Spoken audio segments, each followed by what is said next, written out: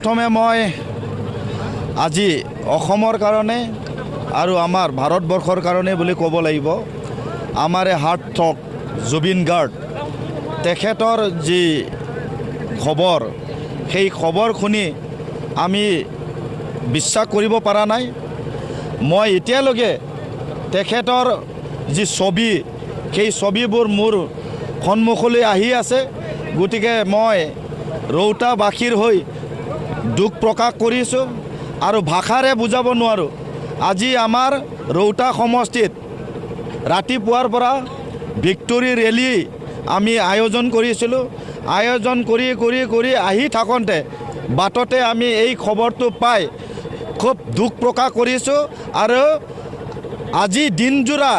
যি কাৰ্যসূচী আছিল সেই কাৰ্যসূচী আধাতে আমি সমাপ্ত কৰি ষ্টকতে ৰাখি আজিৰ যি খবৰ জুবিন গাৰ্গৰ বেয়া খবৰটো আহিল তেখেতৰ যি এই যে খবৰটো পাই আমি সকলোৱে মৰ্মাহিত হৈছোঁ গতিকে দুখ প্ৰকাশ কৰিছোঁ আজি সঁচাকৈ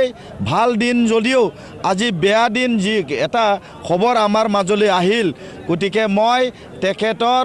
যি আত্মীয় বা তেখেতৰ যি খটগতি জীৱন সেই তাৰে মই তেখেতৰ মানে হেৰি মানিছোঁ যে তেখেতৰ যি জীৱনৰ ভৱিষ্যত তেখেতে যি আমাৰ মাজত কাম কৰি থৈ গৈছিল সেইখিনি আমি কেতিয়াও পাহৰিব নোৱাৰোঁ মই এই সময়ত আমাৰ গোটাই কাৰ্যকৰ্তা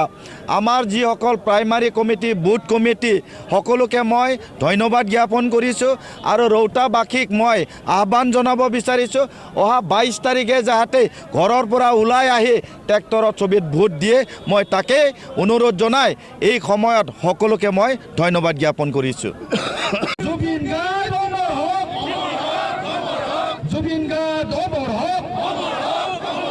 Zubin Gaarg অমৰ হওক ধন্যবাদ।